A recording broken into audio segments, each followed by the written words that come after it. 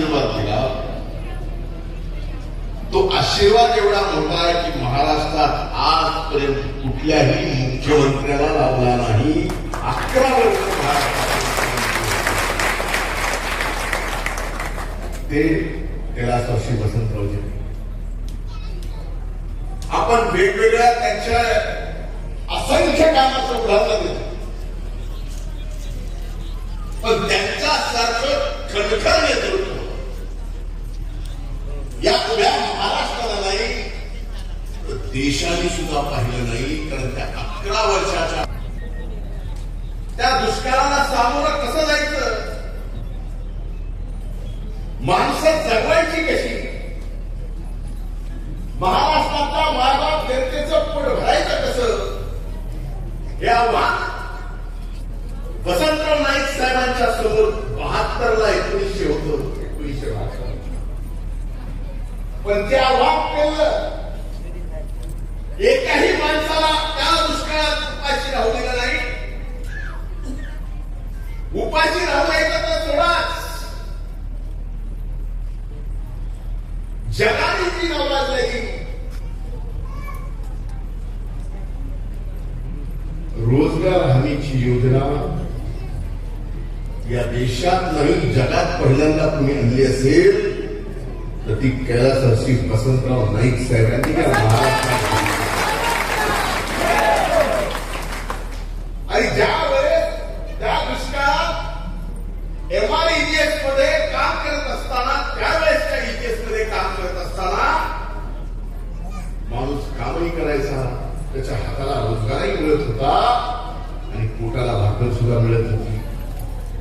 ज्या वेळेस ही योजना जगभरात प्रसिद्ध होऊ लागली तर जगातले अनेक देश आणि त्या देशातले सरकार या वसंतराव नाईक साहेबांनी महाराष्ट्रातल्या मायबाप जनतेसाठी दुष्काळात चालू केलेल्या EGS योजना बघायला येते. आपल्याला ही किमया वसंतराव नाईक साहेबांनी स्वतःच्या कणखर नेतृत्वातून या महाराष्ट्राला दिल्या. फक्त दुष्काळाला सामोरे गेला, हा महाराष्ट्र दुष्काळात बाहेर काढला. दुष्काळात महाराष्ट्र बाहेर काढून दुष्काळाचे मुख्यमंत्री म्हणून ते प्रसिद्ध झाले नाही. त्या दुष्काळाला सामोरे गेल्यानंतर पुन्हा या महाराष्ट्रात असा भयंकर दुष्काळ आला नाही पाहिजे म्हणून हा महाराष्ट्र हरित केला. आणि या महाराष्ट्राचे हरित क्रांतीचे जनक कोण, तर त्यांचं नाव कैलासवासी वसंतराव नाईक साहेब. पुन्हा म्हणून अन्नधान्याचा दुष्काळ या महाराष्ट्रानं पाहिला. पाण्याचा दुष्काळ पाहिला असेल. 72चा दुष्काळ कसा होता, आमचा तो जन्मही झाला नव्हता. 72चा दुष्काळ सांगावी कुठे असतील कसा होता, तर 1972चा दुष्काळ, त्या दुष्काळाच्या इतिहासाच्या बाबतीत मी जेवढा वाचले जेवढा अभ्यास केला, त्यावेळेस तो दुष्काळ पाण्याचा नव्हता, जनावरांच्या चाऱ्याचा होता, अन्नधान्याचा होता. त्या दुष्काळातून हा महाराष्ट्र बाहेर काढला. पुन्हा म्हणून अन्नधान्याची कमी या महाराष्ट्रात कधीही कमी पडू दिली नाही. असं कणखर नेतृत्व कैलासवासी वसंतराव नाईक साहेबांचं, म्हणून त्यांना हरित क्रांतीचे जनक. मुख्यमंत्री असताना अधिकाऱ्यांना कागदपत्री फार काही महत्व द्यायचं नाही. अधिकाऱ्यांनी महत्व द्यायचं असेल तर शेतकऱ्याच्या शेतातील पिकाला महत्व दिलं पाहिजे. म्हणजे प्रशासनाने शेतकऱ्याच्या पिकाला महत्व दिलं पाहिजे, शेतकऱ्याला महत्व दिलं पाहिजे.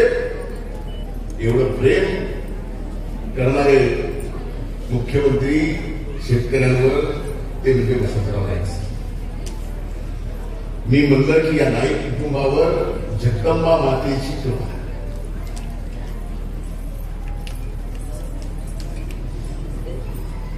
घरातले वसंतराव नाईक साहेबांनंतर स्वर्गीय सुधाकरराव नाईक साहेबांना सुद्धा महाराष्ट्राचं मुख्यमंत्री होता आलं. या कुटुंबावर जगदंबेचे आशीर्वाद आहेत. हे तर आता तुम्हाला पटलं का नाही?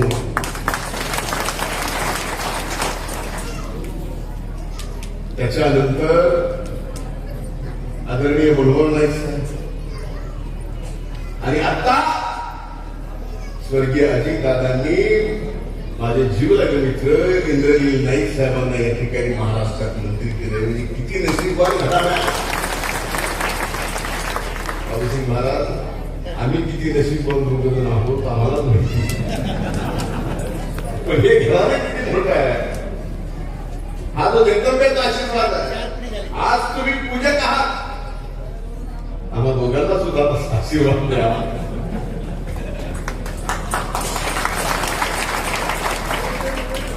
दोघं मंत्री झालं तर म्हणता नाही. एखादा घरी बसवलं. पण एक नक्की आहे. अंकजाताई असो मी असो माझ्या असंख्य सहकारी असो पद प्रतिष्ठेपेक्षा तुमचं आणि माझं नातं हे आगळ वेगळे जे कधीच टिकू शकत नाही. पद येतील जातील. पण या बंजारा समाजाने माझ्या समाजाने एवढ्या निष्ठेने सोबत राहिले. त्या निष्ठेची तुलनाच होऊ शकते. दोन वाक्यात जर स्थितीमध्ये सांगायचं झालं तर या समाजाची निष्ठा कशी असावी. जी निष्ठा आमच्या प्रती दाखवली ती निष्ठा म्हणजे मैदान में हारा हुआ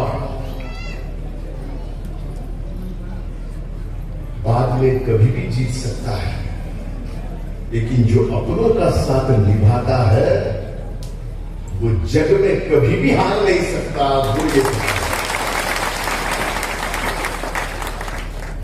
ये निष्ठा म्हणून तुमचं माझं नातं हे सांगायची गरज. तुम्ही गोर आहात आम्ही गोर आहोत.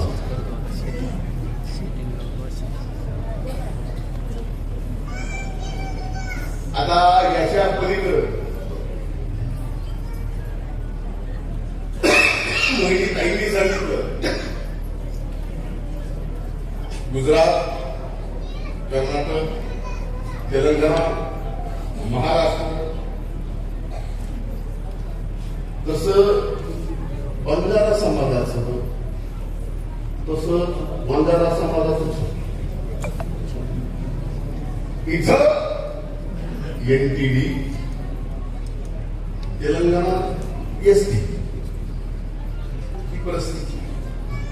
मी स्वतः आपण साक्षीदार आहात. ज्यावेळेस बीडला मोर्चा निघाला त्या मोर्चात मी तुमच्या सोबत रस्त्यावर बसलो होतो. बसलो नाही. आपल्या मागणीच्या बाबतीत थांबून बोललोच नाही. ही वस्तुस्थिती आहे. आज हा समाज पूर्णपणे बदलतो. पण आजच्या कार्यक्रमाच्या निमित्तानं अगोदरच उशीर झाला. एक गोष्ट एक वचन आपण आज सुरू कैलासवासी वसंतराव नाईक साहेबांच्या या जयंतीच्या निमित्तानं आपण सर्वजण एक वचन घेऊ. 4 गोष्टी. एक, आपले प्रत्येक तल्ले हे व्यसनमुक्त करण्याचं पहिलं वचन घ्यायचं.